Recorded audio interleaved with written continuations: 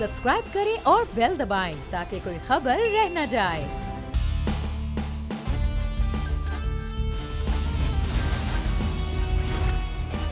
अस्सलामुअलैकुम। Special report with Mudassar Iqbal के साथ हाजिर खिदमत है। नाजरीन, पाकिस्तान के इर्द गिर्द तूफ़ानों के नाम भी सामने आ रहे थे, कभी गुलाब और कभी शाहीन। ना ही तो गुलाब जो है वो पाकिस्तान के साहिल इलाकों तक पहुंचा और ना ही शाहीन की परवाज़ उस तरह से हुई। और इस वक्त अच्छी खबर यह है कि दोनों तूफ़ान जो हैं वो टल गए और पाकिस्तान के सिर्फ बलूचिस्तान का जो पाकिस्तान का इलाका है उसकी साहिली पट्टी से टकराता हुआ ये उम्मान की तरफ जा रहा है। लेकिन उससे पहले बार बार ये बात की जा रही थी कि यहाँ पर हैवी रेन होगा, अर्बन फ्लडिंग का सिलसिला हो सकता है, तेज़ बारिश हो सकती है। कराची के मुख्तलिफ इलाकों में 100 मिलीमीटर तक बारिश होगी, लेकिन बारिश तो वक्फे वक्फे से जारी है, कहीं तेज़ है कहीं हल्की है, लेकिन वो सूरत हाल अभी तक नहीं है। अब सबसे ज़्यादा करीब कुछ 26-27 मिलीमीटर बारिश रिकॉर्ड की गई है कराची के कुछ इलाकों में, लेकिन जो सूरत हाल एक तूफ़ानी थी वो हट गई है। और ये कहा जा रहा था कि ये संडे तक, यानी कि ये तकरीबन 3 अक्टूबर तक ये सिलसिला जारी रहेगा, उसके बाद मौसम नॉर्मल होगा, लेकिन अब सूरत हाल उससे यकसर बदलती हुई नज़र आ रही है। हम इस वक्त कराची की सूरत हाल क्या है मुख्तलिफ इलाकों में और मौसम की इस वक्त सिचुएशन क्या है, मरियम हसन हमारी नुमाइंदा हमारे साथ मौजूद हैं, उनसे पहले बात करेंगे, फिर हम महकमा मौसमियात से भी जानेंगे कि ये तमाम तर अमल चेंज कैसे हुआ है और अब क्या सूरत हाल हो सकती है। तो मरियम, आगाह कीजिएगा, कहाँ पर मौजूद हैं आप और क्या सूरत हाल इस वक्त मौसम की? बिल्कुल, शहर में वक्फे वक्फे से हल्की बारिश और बूंदाबांदी का सिलसिला जारी है। शहर के मुख्तलिफ इलाके, डिफेंस, CBU, उसके साथ क्लिफ्टन, एमिजना रोड, हसन स्क्वायर, पुरानी सब्जी मंडी, यूनिवर्सिटी रोड समेत मुख्तलिफ इलाकों में वक्फे वक्फे से ये सिलसिला जारी है। और उसके साथ साथ ठंडी और तेज़ हवाएं चल रही हैं, जिसके सबब मौसम जो है वो काफ़ी हद तक खूबसूरत और सुहाना हो गया है। आसमान पर काले बादल छाए हुए हैं और यही वजह है कि शहरियों की एक बड़ी तादाद ने साहिल का रुख कर लिया है। और चूंकि तूफानी बारिशों का जो एक खतरा था वो मुकम्मल तौर पर टल गया है और आज हुकूमत ने पहले से ही छुट्टी का ऐलान किया हुआ है, तो एक बड़ी वजह है कि शहरी जो हैं वो CBU पहुंच रहे हैं और आकर जो है मौसम का लुत्फ उठा रहे हैं। महकमा मौसमियात की जानिब से कहा गया था कि आज से तूफानी बारिशों का खदशा है, जो कि मुकम्मल तौर पर टल गया है। समुद्री तूफान शाहीन बलूचिस्तान की साहिली पट्टी की जानिब गामजन है, जहाँ पर तूफानी बारिशें इस वक्त एक्सपेक्टेड हैं।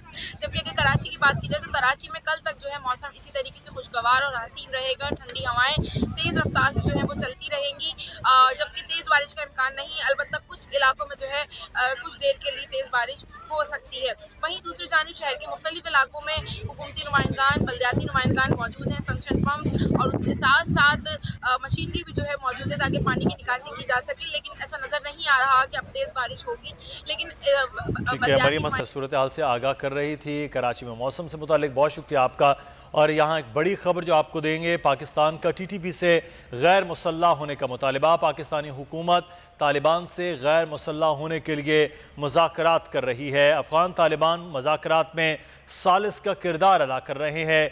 इमरान खान, वज़ीर आज़म इमरान खान ने तुर्क TV को इंटरव्यू के दौरान ये बात की है। अहम और बड़ी खबर आपको दे रहे हैं कि TTP, जिसे पाकिस्तान में कलअदम TTP के तौर पर जाना जाता है, जिसमें पाकिस्तान में ज़रब-ए-अज़्ब ऑपरेशन और उसके बाद रद्दुल फसाद ऑपरेशन के बाद तमाम ऐसे एलिमेंट्स को जो पाकिस्तान के ख़िलाफ़ कार्रवाइयाँ कर रहे थे उन्हें खामोश करवाया, उन्हें जो बिल्कुल उनका जो नेटवर्क है वो ख़त्म किया। और उसके बाद ये बार बार पाकिस्तान अफ़गानिस्तान से भी ये बात करता रहा है कि वहाँ से TTP किसी न किसी तरह से पाकिस्तान में जो है वो कार्रवाइयाँ कर रही है। वहाँ अफ़गानिस्तान की सरजमीन पर उनके लिए जो स्लीपर सेल्स हैं, जो सेफ हेवन्स हैं, वो वहाँ पर बने हुए हैं। और ये बार बार पाकिस्तान उस वक्त की अफ़गानिस्तान हुकूमत से भी मुतालबात करता रहा है। और अब सूरत हाल ये है कि वज़ीर आज़म इमरान खान ने खुद ये इंटरनेशनल मीडिया पर इंटरव्यू देते हुए बात की है कि पाकिस्तान TTP से गैर होने का मुतालबा कर रहा है। बहुत ज़्यादा ये शकूक व शुबात भी ये बात हो रही थी कि अगर अब तालिबान की हुकूमत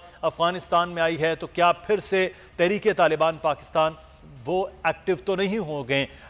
इस वक्त हमारे साथ मौजूद हैं सीनियर दिफाई तजज़ियाकार ब्रिगेडियर रिटायर्ड ग़ज़नफ़र अली साहब। बहुत शुक्रिया ब्रिगेडियर साहब आपके वक्त का। सर, बड़ी खबर ये है कि TTP से अब पाकिस्तान मुज़ाकरात कर रहा है गैर मुसल्लह होने के हवाले से, तालिबान उसमें सालिस का किरदार अदा कर रहे हैं। इमरान खान साहब ने यह तुर्क TV को इंटरव्यू दिया है, तो क्या ये मुमकिनात में है कि वो लोग जो पाकिस्तान की अफवाज के ख़िलाफ़, पाकिस्तानी शहरियों के ख़िलाफ़, पाकिस्तानी इदारों के ख़िलाफ़ कार्रवाइयाँ करते रहे हैं, उनको गैर मुसल्लह किया जा सके और वो भी अफ़गानिस्तान के तालिबान की मदद से?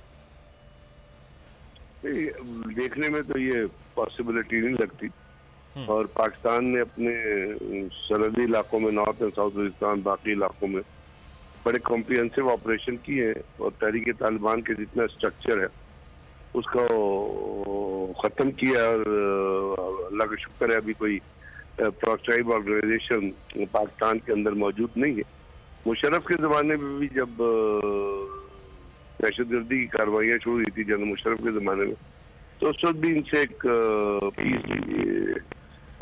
नेक मोहम्मद जिस वक्त तहरीक तालिबान को लीड कर रहा था, लेकिन उसका कोई खातिर ख्वाह असर नहीं हुआ था, क्योंकि गवर्नमेंट ने ये कहा था कि जितने लोग यहाँ पे फॉरेनर्स आए हुए हैं और जो यहाँ पे मौजूद हैं वो अपने आप को रजिस्टर करा लें और उसके बाद पाकिस्तान के मेन स्ट्रीम में शामिल हो जाए, तो हम उनके खिलाफ कोई ऑपरेशन नहीं करेंगे। और ये उनको at the level of 11 core commander, general Safdar core commander होते थे उस जमाने में, 11 कोर उनकी तरफ से ये ऑफर की गई थी। और उसमें आर्मी उस जमाने में north and south Waziristan agency में मूव नहीं किया था, ज्यादातर वहाँ पे FC के सेटअप्स होते थे, लेकिन वो चीज़ ज्यादा दिन चल नहीं सकी। इसी तरह अगर तारीख में देखें तो यहाँ पे एक तहरीक तालिबान पाकिस्तान ने अपनी एक शूरा भी बनाने की कोशिश की जिसके अंदर तमाम पार्टियों को वो भी कामयाब नहीं हुआ, क्योंकि ये दहशतगर्द ग्रुप है।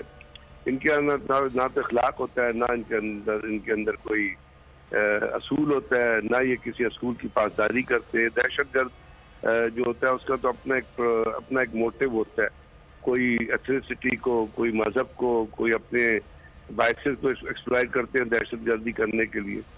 तो डिसआर्म किस तरह करेंगे? क्या मतलब वहाँ पे कोई परेड सेरेमनी करेंगे कि जी वहाँ पे जाए खड़े हो जाएंगे लोग आके अपने हथियार फेंकते रहेंगे और जाते रहेंगे और फिर उसके बाद पाकिस्तान में आ जाए?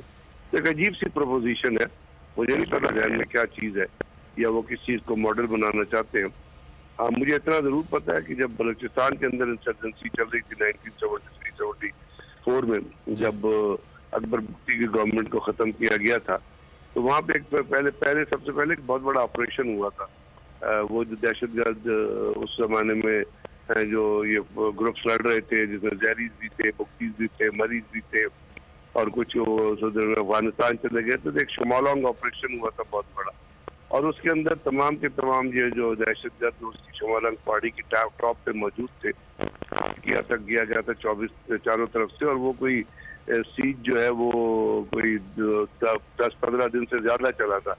फिर उन्होंने हथियार डाले थे और उसके बाद एक वेपन लेइंग सेरेमनी जो हुई थी वो कोलू में हुई थी, जहाँ पे जुल्फ़िकार अली भुट्टो जो है प्राइम मिनिस्टर ऑफ पाकिस्तान, वो गए थे और उन्होंने आदि गुल्टियाँ और इस किस्म के जो दहशतगर्द थे उन्होंने सरेंडर किया था और अपने हथियार दिए थे। उसके बाद काफी अमन हो गया था बलूचिस्तान के अंदर और मेन धारे में उनको बहुत सारी मुराद भी थी। लेकिन यहाँ सर सूरत हाल खासी मुख्तलिफ है बगीरी साहब, यहाँ तो सूरत हाल खासी मुख्तलिफ है कि हमने यहाँ बड़ा भरपूर ऑपरेशन और इस ऑपरेशन को ख़त्म हुए और उसके बाद ऑपरेशन की सूरत चेंज हुए भी वक्त हो गया। लेकिन अब पहले ये बार बार ये बात होती थी कि वहाँ से सपोर्ट रहती है किसी न किसी सूरत में, तो यहाँ को कार्रवाइयाँ होती हैं। अमीर अब्बास साहब भी सीनियर के पर्सन हमारे साथ मौजूद हैं और सीनियर तजज़ियाकार ज़फ़र हिलाली साहब ने भी हमें ज्वाइन किया है, साबिक सफ़ीर भी रहे, बहुत शुक्रिया ज़फ़र हिलाली साहब आपका भी, अमीर अब्बास साहब भी आपका। ज़फ़र हिलाली साहब, ये बड़ी एक अहम खबर वज़ीर आज़म ने तुर्क टीवी को इंटरव्यू के दौरान की कि TTP से गैर मुसल्लह होने के लिए मुतालिबा और मुज़ाकरात हो रहे हैं और उसमें सालिस तालिबान, अफ़गानिस्तान की जो तालिबान हुकूमत है वो उसमें सालिस का किरदार अदा कर रही है। तो ये खासा मुश्किल अमल है कि पाकिस्तान उन लोगों के ख़िलाफ़ जिनके ख़िलाफ़ कार्रवाइयाँ करता रहा है, जिनको पाकिस्तान ने जिनके नेक्सस को तोड़ा है, उसके बाद अब उनसे मुज़ाकरात का इसलिए मामला हो कि वो गैर मुसल्लह हो जाएँ और वो फिर पाकिस्तानी जो आइन कानून है उसको तस्लीम करने। आपको लगता है कि ये इतना आसान होगा तालिबान के लिए भी और पाकिस्तानी हुकूमत के लिए भी? देखिए, पहली बात तो ये है कि मैं जानना चाहता हूँ कि प्राइम मिनिस्टर ने एक बात जो सब लोग चौंक गए सुन के, उन्होंने एक तुर्की न्यूज़पेपर के इंटरव्यू में हमारे कौम को बताया है कि भाई हम वो किधर इधर के प्राइम मिनिस्टर हैं कि तुर्की के प्राइम मिनिस्टर, क्या कर क्या रहे हैं इधर। ये एक बहुत अहम सी बात है। ये लोग जो TTP है, बहुत सारे हमारे लोग इन्होंने मारे और हमने बड़ा सारा ऑपरेशन किया, हमारे बच्चों को इन्होंने कत्ल किया, बेगुनाह बच्चों को आके 150 से गल किया है और ये जाके उनके साथ बात कर रहे हैं और खुफिया बात कर रहे हैं, और वो भी एक तुर्की के न्यूज़पेपर के थ्रू कौम को बता रहे हैं। ये कोई तरीका होता है जमहूरियत में? किस और से इन्होंने कंसल्ट किया? सीक्रेटली मैं आपसे पूछना चाहता हूं, और किससे कंसल्ट किया? और भी तो लोग हैं पाकिस्तान में जिनको वोट मिले हैं, क्या उनसे पूछा उन्होंने? क्या अवाम से कंसल्ट किया? और खुफिया रहने की क्या बात है भाई? मुझे समझ नहीं आ रही है। और अफगान तालिबान तो उनको पनाह देते रहे, अफगान तालिबान तो उनको मदद करते रहे, किसको नहीं पता है? तो ये खेल क्या हो रहा है हमारे साथ? इनके साथ क्या आप बात करेंगे? आपने देखा नहीं इन्होंने ये क्या चाहते हैं? वो कहते हैं कि हम कानून नहीं चाहते पाकिस्तान में, हम ये कॉन्स्टिट्यूशन को खत्म करो, हमारा शरिया ले आओ। समझते हैं इनके साथ बात हो सकती है इन हैवानों के साथ? माफ करिए, मैं समझता हूँ ये बड़ा गलत स्टेप है। और बड़ी अफसोस की बात ये है कि ये प्राइम मिनिस्टर जिनको बहुत सारे लोगों ने वोट दिया था, ये समझता नहीं है हमारी। और अगर भी, मैं जानना चाहता हूं किस बात पे इनके साथ सुलह होगा? सही। क्या ये हथियार फेंक के आके हमारे कानून के तहत रहेंगे? हमारे आईन को मानेंगे? नहीं। क्या हम आईन अपना बदलेंगे इनके लिए? सही। ये बड़ा इंपॉर्टेंट बात है कि इस वक्त जो है वो क्या उनका बदलाव होगा, जिन्होंने पूरी की पूरी जंग जो है वो इस तरह से लड़ी है कि अपने उस आईन और कानून के हवाले से। अमीर अब्बास साहब, एक तरफ तो तालिबान अफगान तालिबान है, अफगान तालिबान ने अफगानिस्तान के ऊपर उनका कब्ज़ा हो गया, हुकूमत उनकी कायम हो रही है, वहाँ पर उनका निज़ाम है। दूसरी जानिब वही तालिबान जिनका नाम बदल के TTP हो गया पाकिस्तान में, वो पाकिस्तानी हुकूमत, पाकिस्तान की अफवाज इदारों के ख़िलाफ़ कार्रवाइयाँ करते रहे हैं। अब जहाँ वहाँ कोई तब्दीली की लहर देख रहे हैं इमरान खान साहब कि यहाँ TTP के साथ मुज़ाकरात हो जाएँ और वो गैर मुसल्लह हो जाएँ और फिर वो पाकिस्तान के आइन कानून का हिस्सा बन जाए, तो ऐसे मुमकिनात में हो सकता है? मुदस्सिर साहब, ये सोच कैसे सकता है इस मुल्क का वज़ीर आज़म?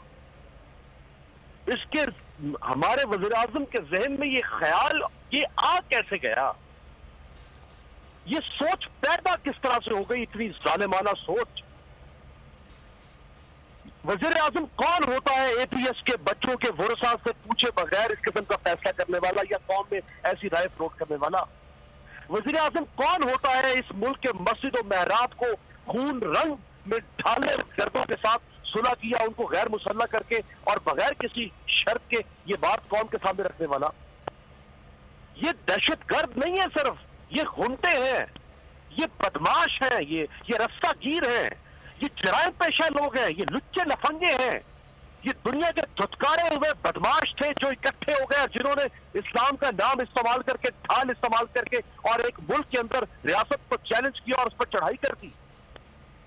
आप इन भटके हुए गिरोहों को आप कह रहे हैं कि आप इनको राह रास्त पर लाएंगे? इनका अंजाम तो वो याद करें, वो लम्हा जब APS का सामना हुआ था और कौम ने कहा था कि उन दहशतगर्दों को सरेआम फांसी दी जाए, और फिर उनकी फांसी की इतना प्रेशर था रियासत के ऊपर कि उनकी फांसी की तस्वीर जारी करनी पड़ी थी कौम को। एक वज़ीर आज़म जो इलेक्टेड प्राइम मिनिस्टर है, क्या ये रखता है यहाँ पे? तो यहाँ पे कोई अथॉरिटेरियनिज्म है कि एक शख्स फर्दवार उठ के इतना बड़ा बयान दे सकता है? क्या वज़ीर आज़म की उनके अपने जिस्म में झरझरी पैदा नहीं हुई ये लफ्ज अदा करते हुए? अमीर अब्बास साहब, बयान से तो गर्दों को माफ कर दो। अमीर अब्बास, बयान से तो आगे की बात, वज़ीर आज़म कह रहे हैं मुज़ाकरात कर रहे हैं और सालिस का किरदार अदा कर रहे हैं अफगान तालिबान, तो ये तो इसका मतलब है कि कहीं ना कहीं कोई बातचीत चल रही है जिसका जिक्र अब इमरान खान साहब कर रहे हैं।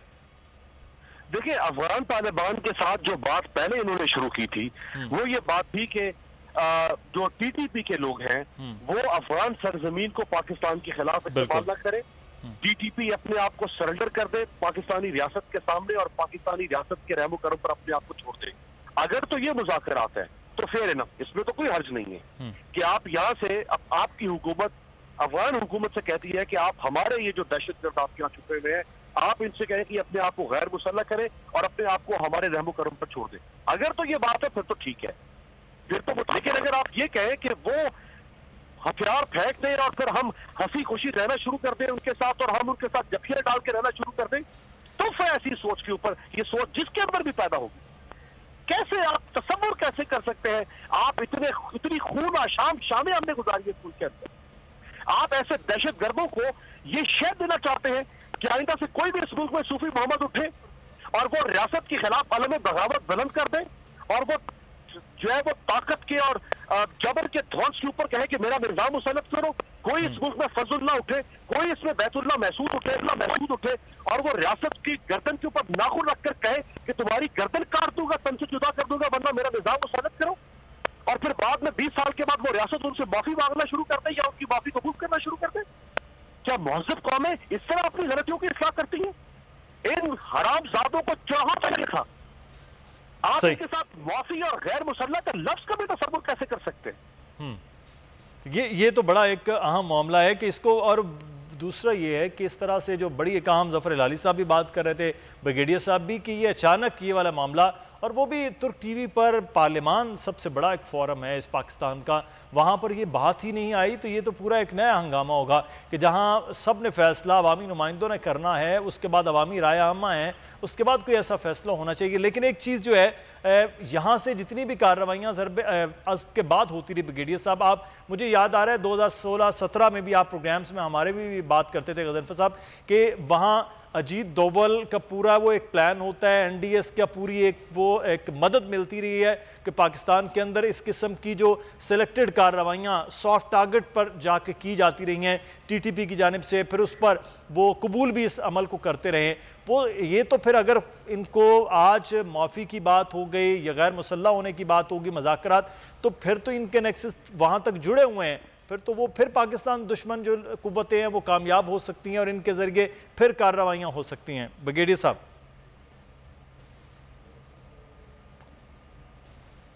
ब्रिगेडियर गज़नफ़र साहब, आप सुन सकते हैं सर? देखिए, अच्छा, ब्रिगेडियर साहब से दोबारा से हम रब्ता करते हैं। ज़फ़र हिलाली साहब, पार्लियामेंट सबसे बड़ा फोरम है, वहाँ ये बात नहीं है जैसे आप फरमा रहे हैं, अचानक तुर्क टीवी को इंटरव्यू के दौरान ये बात हुई। अब तो शायद अक्सरियत तो पार्लियामेंटेरियंस छोड़ के काबीना के लोगों को भी शायद ये इल्म ना हो कि ये ऐसी कोई बात है, तो ये अचानक वज़ीर आज़म ने खुद से ये चीज़ें हो रही हैं, या ये कोई अंदर खाते जिसे कहते हैं हम कि कुछ मामला चल रहे हैं, ये हैरान को नहीं? तो फिर मैं ये जानना चाहता हूँ इस वज़ीर आज़म को कि इंडिया को कश्मीर के बारे में क्यों नहीं बात करता है? तो फिर दे दे। कश्मीर में भी यही बात है ना, लोग लड़ रहे हैं आज़ादी के लिए, लोग लड़ रहे हैं हक के लिए, लोग लड़ रहे हैं अपने लॉ, इंटरनेशनल लॉ और कानून के लिए, और उनके साथ जो हिमाकत हो रही है, तो फिर वो भी जाके खत्म हो जाए। ये कोई तरीका है? मैं ये जानना चाहता हूँ कि इसे बात करके आपको क्या मिल सकता है? अगर उन्होंने सरेंडर नहीं किया, अगर वो आके नहीं वादा किया कि हम फिर नहीं हाथ उठाएंगे स्टेट के खिलाफ, हमें माफ करो, तो ज्यादा से ज्यादा आप कह सकते हैं चलो तुम्हारे को हम माफ करते हैं, मगर एक शर्त पे कि वो जो लोगों को जो तुमने मारा है, वो बच्चों को जिसने मारा है, क्या वो भाई माफ करते हैं तुम्हें कि नहीं? मगर ये और ये अफगान तालिबान, वो क्या चाहते हैं? अफगान तालिबान को पता है कि उनको क्या चाहिए? क्या नहीं पता है? बिल्कुल पता है। उनको सिस्टम ऑफ गवर्नमेंट नहीं चाहिए, वो भी एक लाना चाहते हैं एक अपना अमीरत। आप समझ नहीं सकते कि वो मिले हुए हैं? आपको पता नहीं है कि उन्होंने पनाह दिया है? क्या बात क्या है आपकी? आपको पता नहीं है कि हर अटैक जो अफगानिस्तान से होता है, कुनार से होता है, रंगहा से होता है जी, वो इन लोगों के वही एरिया है जो वो अफगान तालिबान ने कंट्रोल किया। भाई ये एक है। अब हम नहीं मानते इनको, अमेरिकन नहीं मनवा सके, अमेरिकन हार गए, चले गए। हम हैं, हम तो नहीं जा सकते ना, हम सूफी मोहम्मद को सरेंडर करके तो नहीं जा सकते। हम हैं और हम लड़ेंगे। नहीं, ये फौज से पूछ के किया था। सही, ये अहम पॉइंट है सर। लेकिन एक चीज़ मैं ब्रिगेडियर साहब आपसे जानना चाहूँगा। अब मैं यही सवाल कर रहा था कि बहुत पहले जब हम ये देखते हैं पाकिस्तान में ब्रिगेडियर साहब, जब ऑपरेशन पाकिस्तान में हो गया ज़रब अज़ब, उसके बाद हम मुख्तलिफ टारगेटेड जो चीज़ें देख रहे थे, पाकिस्तान में कहीं कोई अटैक हो रहा है, कोई धमाका हो रहा है, कोई कार्रवाई हो रही है, तो टीटीपी के ताने बाने हैं। और उस वक्त भी मुझे याद है 2016-17 में आप खुद हमारे प्रोग्राम्स में आके फरमा रहे थे कि ये किस तरह से एनडीएस और रॉ और अजीत डोवल के नेक्सस के ज़रिए ये चीज़ें हो रही हैं। तो हम उन लोगों को फिर से कार्रवाइयों की दावत देने वाला ये मुतरादिफ नहीं हो जाएगा कि अगर उनको इस तरह से माफ़ी हो जाए? वो नेक्सस में तो कहीं ना कहीं जुड़े हुए हैं, तो पाकिस्तान के दुश्मन ताकतें फिर इन लोगों को इस्तेमाल कर सकती हैं अगर ये लोग इस तरह से पाकिस्तान में हों तो।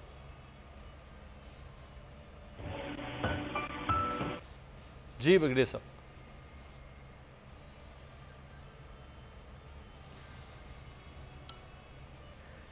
हेलो जी, अच्छा ब्रिगेडियर साहब से शायद राब्ता नहीं हो रहा ब्रिगेडियर गजनफर साहब से। अगर उनसे राब्ता नहीं हो रहा, हिलाली साहब, बात सुन लें। हिलाली साहब जी, सवाल का मैं जवाब देता हूं। सर ये नापाक चीज है जो हम कर रहे हैं, इसलिए कि ये टीटीपी हिंदुस्तान से पैसे ले रहे हैं, ये हिंदुस्तान से खूब पैसे ले रहे हैं, उनसे हथियार ले रहे हैं, उनसे प्लान कर रहे हैं, उनको मदद कर रहे हैं कि पाकिस्तान पे आए और हमला करें। टीटीपी नापाक है हमारे लिए, इनको वुजू करना चाहिए छूने बाद, और इनसे आप बात करना चाहते हैं? मैं पूछना चाहता हूं, टर्म्स क्या हैं? बात किस बात है? एजेंडा क्या है? इमरान खान का एजेंडा क्या है? बताए तो सही। अगर बता दिया है कि उनके साथ बातें हो रहे हैं तो कम से कम ये तो कहता कि भाई बात इस पे हो रहे हैं कि हम ये चाहते हैं और उनके हम जवाब सुनना चाहते हैं। क्या आपको निकले इस चीज के लिए? आप अगर वो सालिस बन रहे हैं अफगान तालिबान तो उनको बता देते कि भाई ये चीज पे अगर वो राजी हैं तो चलिए हम बात करते हैं। सही, ये मुझे समझ नहीं आ रही। जी हिलाली साहब, मुझे समझ नहीं आ रही है इनके साथ कौन खड़ा रहेगा, इमरान के साथ कौन खड़ा रहेगा? अभी इस मुल्क में कौन है जो टीटीपी की हुकूमत चाहती है, जो टीटीपी के साथ सुलह चाहती है, जो टीटीपी को साथ कंसेशन देना चाहते हैं? तो बता दें, इसलिए कि मैं नहीं समझता वो मुल्क दोस्त हैं, दोस्त मुल्क के दोस्त हैं। सही। अच्छा अमीर अब्बास साहब, मैं ये इमरान खान साहब ये कहते रहे अफ़गानिस्तान के इशू के हवाले से अमीर अब्बास कि वहाँ जंग कभी भी कोई भी हल नहीं था, लेकिन पाकिस्तान के अंदर हालात कदरे मुख्तलिफ हैं। तो यहाँ पर भी पहले तो आपको याद होगा जब मियां नवाज शरीफ साहब की दौरे हुकूमत में ये बात हुई कि मुज़ाकरात उनसे किए जाएँ, उस वक्त भी बहुत सारे लोग इस बात के मुखालिफ थे कि किस चीज़ से मुज़ाकरात, जो पाकिस्तान में दहशतगर्दी कर रहे हैं उनसे बातचीत की जाए। फिर उसके बाद आपने देखा कि वो वाक़या हुआ, फिर ज़रब अज़ब ऑपरेशन हुआ, उसकी कामयाबी हुई, बहुत सी जानें गईं, और फिर पाकिस्तान ने वो सारे इलाके जो अफ़गानिस्तान के बॉर्डर के साथ हैं वो क्लियर करवाए, और अब सूरत हाल वहाँ कदरे मुख्तलिफ है। तो अब ये इमरान खान साहब की वो सोच तो नहीं है कि जो वो अफ़गानिस्तान के हवाले से सोचते हैं कि जी जंग किसी मसले का हल नहीं है तो यहाँ मुज़ाकरात किए जाए। एक तरफ तो हम यहाँ जीती हुई जंग के बाद उनसे गैर मुसल्लह होने के लिए मुज़ाकरात कर रहे हैं। फिर देखिए मुदस्सिर, ये दो बिल्कुल इंटायरली मुख्तलिफ चीजें। एक है तहरीक तालिबान अफगानिस्तान, एक है तहरीक तालिबान पाकिस्तान। जो तहरीक तालिबान अफगानिस्तान है वो फॉरेन ऑक्यूपेशन के खिलाफ लड़ रहे थे, वो सन ऑफ द सॉइल हैं, वो हमें उनसे लाख इख्तलाफ हो सकता है उनके किसी भी तर्ज अमल से, हमें उनकी पगड़ी से, उनकी दाढ़ी से, उनके टकरों से, ऊपर उनके पॉइंटों से इख्तलाफ हो सकता है, हमें उनके तर्ज मनाने से हो सकता है, but they are son of the soil. वो फॉरेन ऑक्यूपेशन के खिलाफ लड़ रहे थे। तहरीक तालिबान पाकिस्तान के फॉरेन ऑक्यूपेशन के खिलाफ लड़ रही थी। अगर आप पाकिस्तान के अंदर कोई निजाम लाना चाहते हैं, इस्लामी निजाम लाना चाहते हैं, तो उसका एक तरीकाकार है कि आप जिस तरह देखें ना, पाकिस्तान में जमीयत उलमा इस्लाम एक मजहबी पार्टी है, MMA का एक प्लेटफॉर्म, एक मजहबी प्लेटफॉर्म है, जमात इस्लामी एक मजहबी पार्टी है, JUP एक मजहबी पार्टी है, PM एक मजहबी पार्टी है। ये मजहबी पार्टी है ना, वो सियासी जद्दोजहद कर रही है इस्लामी निजाम लाने के लिए। तो वोट मिले ना मिले वो एक अलग मौजू है, तो अगर तहरीके तालिबान पाकिस्तान में निजाम लाना चाहती है, ये मौलवी फजलुल्लाह या एहसानुल्लाह खान या सूफी मोहम्मद ये इस्लामी निजाम लाना चाहते थे, तो वो पॉलिटिकल स्ट्रगल करते। ये अगर ये वायलेंट स्ट्रगल जो है, ये जो मिलिटेंसी है, ये जो एक्सट्रीमिज्म है, ये जो वायलेंस है, ये जो दूसरों के खिलाफ कुफर के फतवे हैं, सीरियत जो है, इसकी इजाजत कोई मुआशरा, कोई रियासत, कोई कानून नहीं दे सकता है। कोई मवाजना नहीं है तहरीके तालिबान पाकिस्तान का तहरीके तालिबान अफगानिस्तान के साथ। यहाँ पे इन्होंने बदमाशी की है, इन्होंने रियासत को चैलेंज किया है, हमारी रिट को चैलेंज किया है। और एक और बात जहन में रहे लोगों के कि ये कोई नजरियाती लोग नहीं है, ये निकाल दे अपने जहन में से। इन्होंने सादा लोगों को गुमराह किया, वहां पे रेडियो स्टेशन चला चला के मालाकंड एजेंसी के अंदर लोगों को मालूम नहीं था कि पीछे कितने गुमाश्ते बैठे हुए हैं जो ये सारा काम कर रहे हैं। ये ट्रिगर लवर लोग हैं, ये बदमाश हैं, ये बदमाशी दिखाना चाहते थे। ये कोई नजरियाती लोग नहीं है, इनका कोई मजहबी नजरिया नहीं है। और इनके साथ फिर उज़्र भी मिल गया, ताजिक भी मिल गया, जितने भी छठे हुए दुनिया के लुच्चे लफंगे थे वो इकट्ठे हुए, जो सारे के सारे हमारे ट्राइबल एरियाज में, उन्होंने इनके साथ नेक्सस कर लिया और साथ में रियासत पर चढ़ाई कर दी। और इनको जो है गैर मुल्की कुव्वतों की तरफ से, ताकतों की तरफ से सपोर्ट हासिल रही। जैसे हिलाली साहब कह रहे हैं, पूरा हमारा अफगानिस्तान का जो सदर्न बॉर्डर है जो पाकिस्तान के साथ है, सारे यहाँ पे इंडियन कॉन्सुलेट, आज भी आप नंगरहार सूबे में नहीं जा सकते, आज भी आप जलालाबाद या चोरा बोरा के इलाकों की तरफ नहीं जा सकते। क्यों? क्योंकि आज भी वहाँ पे दाइश और टीटीपी की जो है वहाँ है। तो कोई मुवाजना नहीं कर सकते हम तहरीके तालिबान अफगानिस्तान का टीटीपी के साथ। उनके साथ जो सोच है मुख्तलिफ सोच है। आप उस सोच का इतलाक अगर ये कहें कि जी जंग मसले का हल नहीं है और हम यही फार्मूला जो है ये इन पर भी अप्लाई करेंगे, तो मेरा ख्याल है कि ये इमरान खान साहब खाम ख्याली है। और मुझे हैरत है, ताज्जुब है इस बात पर अगर वो ये बात सोचते हैं। लेकिन अमीर अब्बास, आज जो इंटरव्यू के जो मंदरजात कुछ सामने आए हैं उसमें उन्होंने वज़ीर आज़म इमरान खान ने ये कहा कि कलअदम तहरीके तालिबान पाकिस्तान के कुछ ग्रुप्स हुकूमत से बात करना चाहते हैं, हम टीटीपी के कुछ ग्रुप्स के साथ राब्ते में भी हैं। और साथ ही उन्होंने कहा कि ये गैर मुसल्लह करने और उन्हें आम पाकिस्तानी शहरी बनाने के लिए मुज़ाकरात कर रहे हैं। साथ ही साथ इमरान खान साहब ने यह कहा कि कलअदम टीटीपी से मुज़ाकरात में अफ़गान तालिबान सालिस का किरदार अदा कर रहे हैं और ये मुज़ाकरात अफ़गानिस्तान में हो रहे हैं। कहते तहरीके तालिबान पाकिस्तान हथियार डाल दे तो मुआफ़ कर देंगे, कलअदम टीटीपी वाले आम शहरी की तरह रह सकते हैं।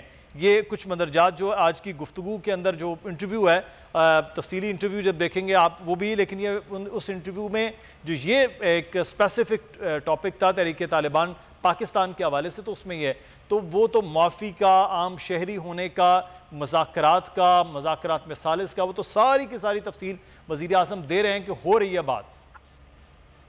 तो मुदस्सिर पर हम अगर झिझक के बात कर रहे थे और हम समझ रहे थे कि शायद हमारे वज़ीर आज़म ने कोई गोलमोल बात की होगी, लेकिन जो कुछ आप कोट अनकोट कर रहे हैं प्राइम मिनिस्टर की स्टेटमेंट, मेरा ख्याल है इंतहाई शर्म का और डूब करने का मकाम है हम सबके लिए कि हम जो बेनिफिट ऑफ डाउट देते रहे इमरान खान साहब को कि ये सबसे मुख्तलिफ हुक्मरान साबित होंगे हर लिहाज से, ये हमारे कातलों के साथ सौदागरी करने बैठ गए, ये हमारी जिंदगियों की कीमतें लगा रहे हैं यहाँ पे बैठ के।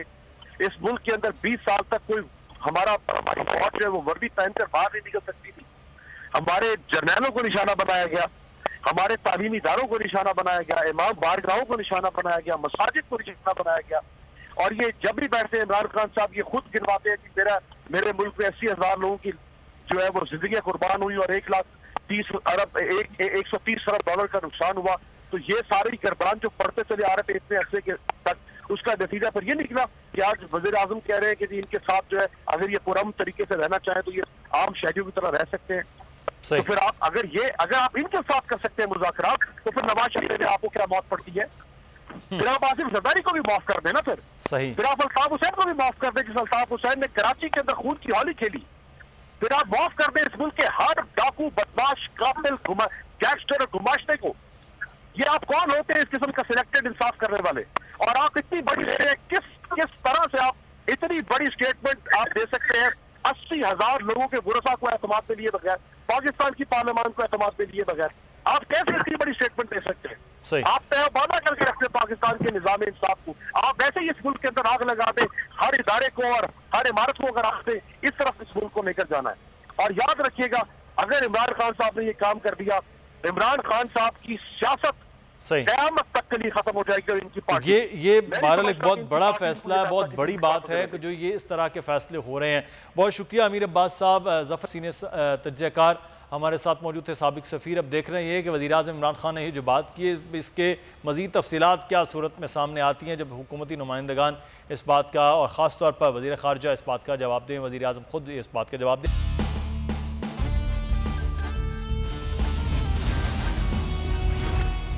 आगे बढ़ेंगे, एक और चीज़ बड़ी अहम है जिस बात का भी जवाब देना वज़ीर आज़म के लिए ज़रूरी है, क्योंकि वो है हर 15 दिन के बाद पाकिस्तान में पेट्रोलियम मसनूआत की कीमतों में इजाफा होना। इधर से पेट्रोल बढ़ता है, उधर से बिजली और गैस के नर्ख भी बढ़ते हुए नज़र आ रहे हैं। महंगाई जो है वो कंट्रोल में नहीं आ रही है और बार बार ये बात की जा रही है कि अभी भी खित्ते में सबसे कम है, लेकिन इस वक्त भी पाकिस्तान की तारीख में सबसे महंगा पेट्रोल मिल रहा है, पाकिस्तान की तारीख में सबसे महंगी चीज़ें इस वक्त आपको मिल रही हैं। हम इस पर बात भी करेंगे, लेकिन लाहौर में इस वक्त पाकिस्तान पीपल्स पार्टी के कुछ कारकुनान ने बिजली के बिल भी जला दिए हैं और महंगाई के खिलाफ एहतजाज हो रहा है। Deputy bureau chief Lahore Khawar Abbas हमारे साथ मौजूद हैं। ख़ावर, आगाह कीजिएगा एहतजाज की सूरत हाल से मुताल्लिक़। पार्टी पंजाब के कारकुनों की जानिब से पेट्रोल की कीमतों में इजाफे और महंगाई के खिलाफ जो है वो एहतजाज किया जा रहा है। लाहौर प्रेस क्लब के बाहर कारकुनान की जानिब से शदीद नाराबाजी की जा रही है हुकूमत के खिलाफ और कहा जा रहा है कि हुकूमत ने रिलीफ देने का वादा किया था मगर 2 वक्त का खाना जो है वो मुश्किल हो गया। हमारे साथ यहाँ पर सदर पीपल्स पार्टी लाहौर अजीजुर रहमान चंद मौजूद है, इनसे इस हवाले से जान लेते हैं। चंद साहब, क्या कहना है, आज किस लिए एहतजाज किया जा रहा है, क्या पैगाम है? पाकिस्तान पीपल्स पार्टी लाहौर अवाम के हकूक़ की खातर आज सड़कों पर आई है और हमारा ये मुतालबा है गैस, बिजली और पेट्रोल की कीमतें फौरी तौर पे कम की जाएं, अवाम को रिलीफ दिया जाए।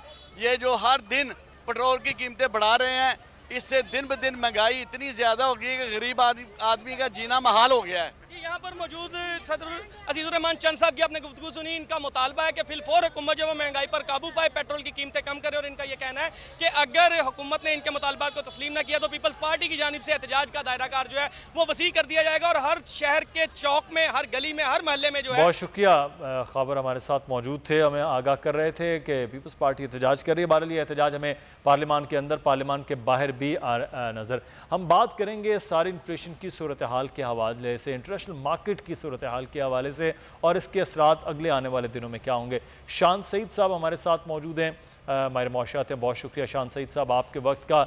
हमारे साथ मीर मोहम्मद अली खान साहब मौजूद हैं। मीर, मैं आपको भी बहुत शुक्रिया। पहले मैं जान लेता हूँ मीर साहब, ये जो तेल की कीमतें हैं ये आउट ऑफ कंट्रोल हो रही हैं, पाकिस्तान में अब कीमतें बढ़ रही हैं। हुकूमत ये कहती है कि इंटरनेशनल मार्केट में कीमतें बहुत ज़्यादा हैं, जिसकी वजह से हम उसी हिसाब से, उसी तनासब से, बल्कि आज तो वज़ीर ख़जाना ने कहा कि 2 अरब रुपए का नुकसान हुआ क्योंकि हमने कम बढ़ाई हैं। तो ये अगर ये कम है तो फिर तो पेट्रोल बढ़ेगा तो ऑटोमेटिकली पूरी की पूरी महंगाई की जो एक लहर है वो सामने आएगी। तो ये से हम सिर्फ इतना कह दें कि इंटरनेशनल मार्केट की वजह से है और यही हमें भुगतना है, या वाकई कहीं हुकूमत की भी नेग्लिजेंस है इसमें? देखिए, मैं आपसे एक बात कहूँगा, ऑयल प्राइसेस को और फूड इन्फ्लेशन को और रेगुलर इन्फ्लेशन को थोड़ा सा सेपरेट कर लें। ऑयल प्राइसेस पे हमारा कोई कंट्रोल नहीं है। सबसे पहले हुकूमत जो कर सकती थी, ऑयल, सिर्फ मैं सिर्फ यहाँ ऑयल प्राइसेस की बात कर रहा हूँ, पहले हुकूमत जो कर सकती थी वो कर रही है। उन्होंने टैक्सेस कम कर दिए, 30% इसके ऊपर जो लेवी लगती थी वो कम कर दी। पूरी दुनिया में प्राइसेस, लैंडिंग में शॉर्टेज हो गई, वहाँ 30 पाउंड से ज्यादा आप खरीद ही नहीं सकते हैं। ऑयल की प्राइसेस के बारे में हम कुछ नहीं कह सकते और ना ही कर सकते। हम हमेशा से नेट ऑयल इंपोर्टर रहे हैं। अब आते हैं फूड इन्फ्लेशन के ऊपर। देखिए, फूड इन्फ्लेशन दुनिया में है, मगर पूरी दुनिया में जितनी कुव्वते खरीद है एक आम आदमी की, उतनी पाकिस्तान में नहीं है। ठीक है, जब आप ये कहते हैं ना कि इन्फ्लेशन पूरी दुनिया में, बिल्कुल है, 38% फूड इन्फ्लेशन इंक्रीज हुई है पूरी दुनिया में, मगर हमारे यहाँ एक गरीब आदमी पिस जाता है क्योंकि mostly they live below $3 a day. अगर आप ये कहें कि लंदन में खाने की प्राइसेस या फ्रांस में या जर्मनी या अमेरिका में बढ़ गई है, तो वो वहां भी उसी तरीके से है। तो सबसे पहले तो हमारे यहाँ फूड इन्फ्लेशन कंट्रोल किया जा सकता है। अब जो काम किया है कि जो पेरिशेबल है उनको एक्सपोर्ट करने की बंद कर दी गई। सही। इससे मेरी नजर में थोड़ा बहुत फर्क पड़ेगा। हम क्या करते थे, अपनी चीजें पहले हाई दामों पे बेच के फिर वापस खरीदने लगते थे उन चीजों से। और दूसरी जो कोर इन्फ्लेशन है पाकिस्तान की, देखिए हिस्टोरिकली पाकिस्तान में inflation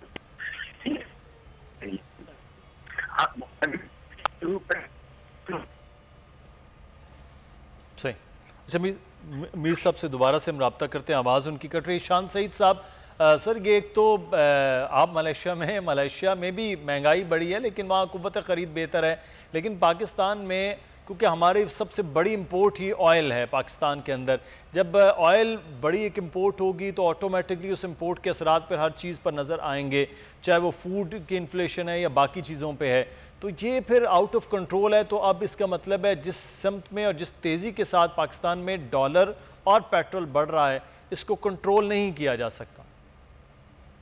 thank you very much. सबसे पहली बात कि ऑयल का जो प्राइसेस हैं वो पाकिस्तान कंट्रोल नहीं करता, वो इंटरनेशनल मार्केट्स में डिटर्मिन होती हैं। तो जो मीर महक बात कह रहे थे, बिल्कुल सही बात कह रहे थे। इस साल के शुरू में हमने अपने इन्वेस्टर्स को कहा था कि ऑयल प्राइस जो है $50 और $70 पर ट्रेड करेगी, और हमने अपनी स्टेटमेंट अब रिवाइज कर दी H2 के लिए $73 और $87 पर बैरल।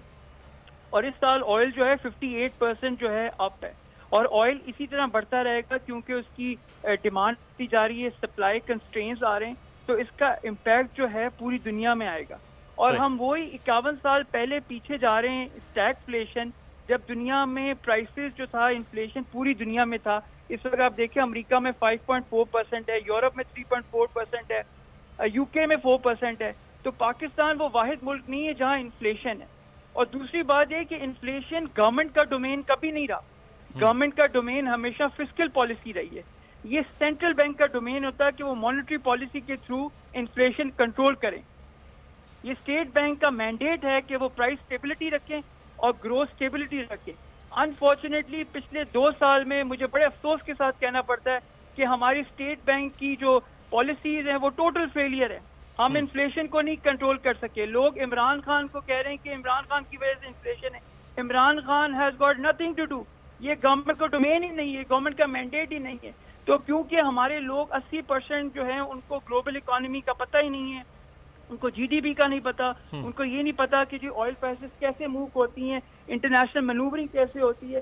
तो ये जो हम लोग बातें करते रहते हैं ये बड़ी चाइल्डिश हैं। हमें इंटरनेशनल रियलिटीज़ का, इंटरनेशनल नॉर्म्स का, इंटरनेशनल इकोनॉमी का बिल्कुल इल्म नहीं है। इस वजह से हम बिल्कुल ला ताल्लुक है, हमें कुछ पता ही नहीं होता। जो भी मीडिया में आता है हम उसी के साथ चलते रहते हैं। सर अच्छा, बिल्कुल ये बड़ी अहम बात है। मैं आपने फिस्कल मामलात के हवाले से बात की, उस पर भी बात करते हैं, लेकिन मैं पाकिस्तान में इस वक्त डॉलर की मीर मैक बड़ी ज़्यादा, क्योंकि आप बैंकर भी हैं, लोग स्टॉक में पैसा नहीं इन्वेस्ट कर रहे। आप देख रहे हैं मुसलसल स्टॉक नीचे आ रहा है और डॉलर जो है उसके अंदर इन्वेस्ट हो रहा है और डॉलर काबू में नहीं आ रहा है।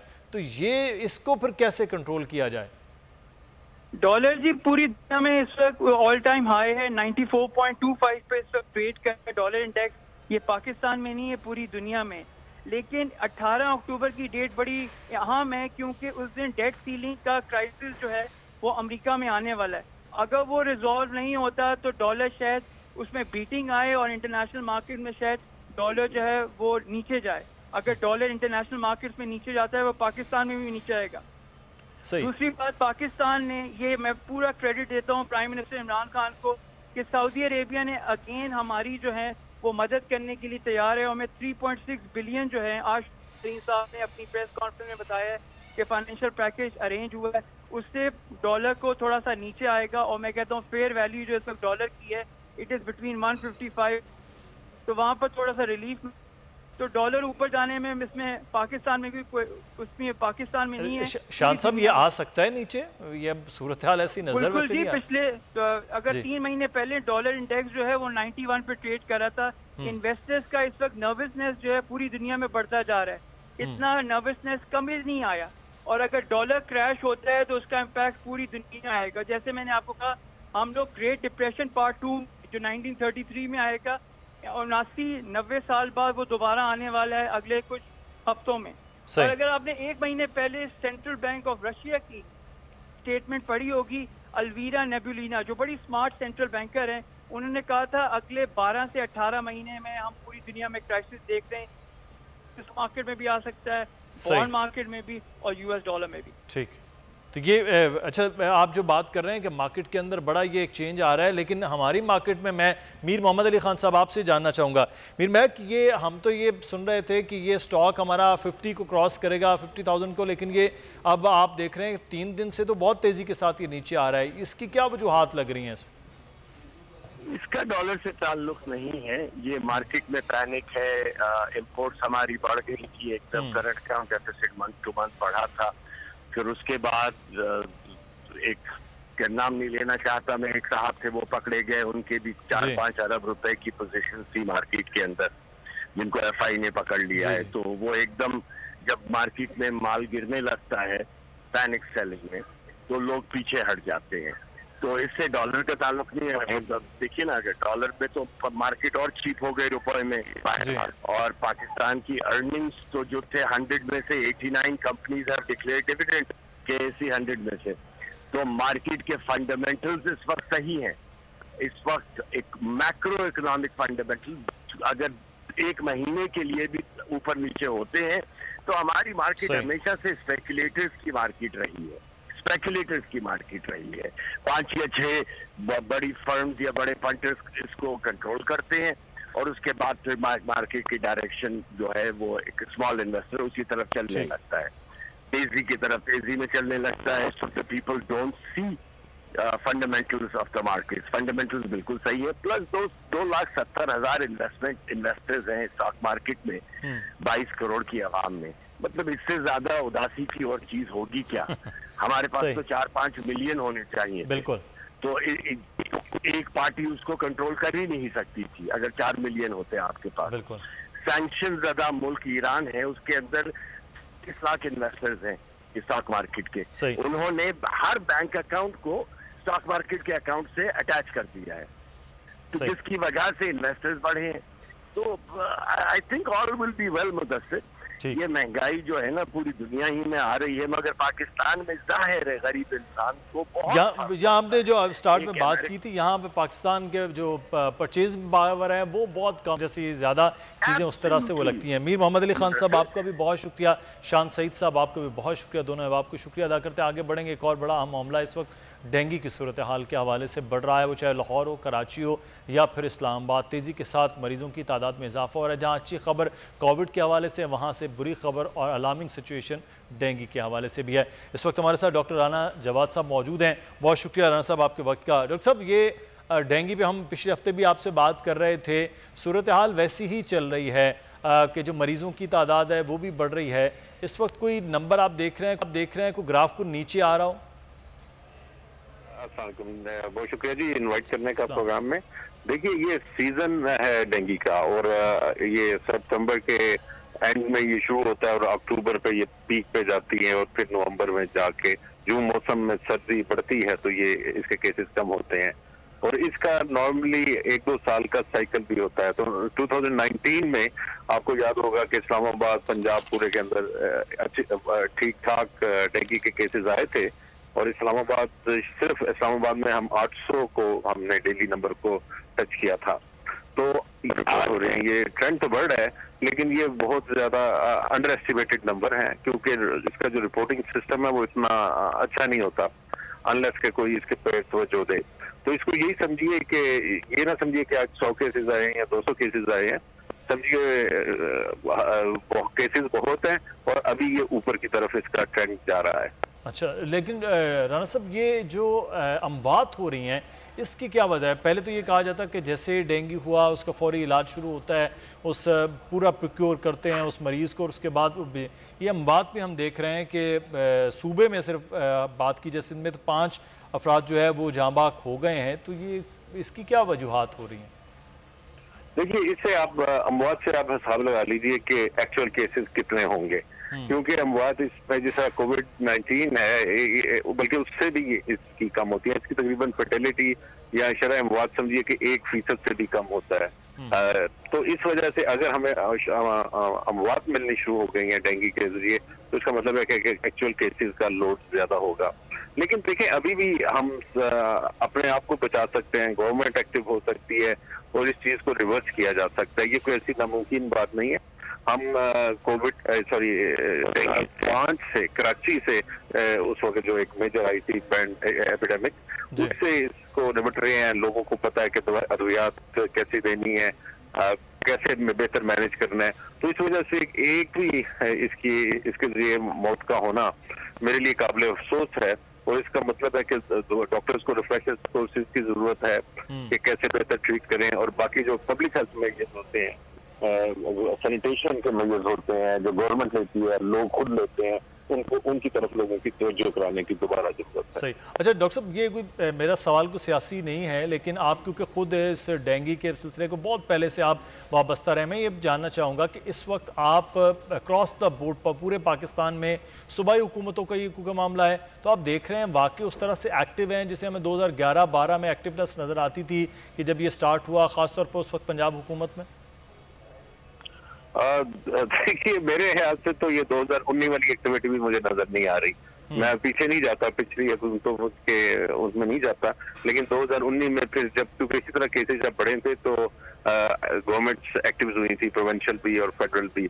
और एक फेडरल लेवल बाकायदा एक वेक्टर मैनेजमेंट की पूरी गाइडलाइन और एक्शन प्लान बनाया गया था ताकि आइंदा फ्यूचर के अंदर हमें ये ना करना पड़े। प्रॉब्लम ये है डेंगू का या कोई भी और इस तरह की वबाई अमराज का, ये जब शुरू हो जाए तो उस वक्त एकदम इनको रिवर्स करना मुश्किल होता है। क्योंकि आज जो मच्छर इन्फेक्ट हुआ 12 दिन पहले इन्फेक्ट हुआ था, यानी कि आज हमने उसको मच्छर तो जो आज हम भुगत रहे हैं ये 2 हफ्ते पहले के प्रॉब्लम्स भुगत रहे हैं। और आज हम जो चीज ठीक करेंगे वो 2-3 हफ्ते बाद उसका नतीजा निकलेगा। और इसके अंदर यही है कि जब तक हुकूमतें होश में आती हैं, एक्टिविटी बढ़ाती हैं, उस वक्त तक डेंगू का वैसे ही सीजन खत्म हो जाता है। तो कोशिश ये होनी चाहिए कि लार्वा बनने से पहले हुकूमतों का एक्टिव होना, लार्वा बनने से पहले एक्टिव होना जरूरी है। बिल्कुल बिल्कुल बिल्कुल नहीं, ये बिल्कुल सही बात है। और इसके अंदर बकायदा उसके अंदर हर चीज लिखी गई थी। बिल्कुल ठीक है, आप ये काम करें। सही। डॉक्टर साहब बहुत शुक्रिया, आप हमारे अब डेंगू से महफूज रहना आप लोगों का अपना काम है, क्योंकि इर्द गिर्द में ये घर का मच्छर है, घर के अंदर खड़े हुए साफ पानी के अंदर हो रहा है। और इस वक्त कराची में बहुत ज़्यादा केसेस हो रहे हैं, लाहौर में, इस्लामाबाद, पेशावर, नौशहरा में केसेस की तादाद बढ़ रही है। अपना बहुत सारा ख्याल रखिएगा। अल्लाह हाफिज़।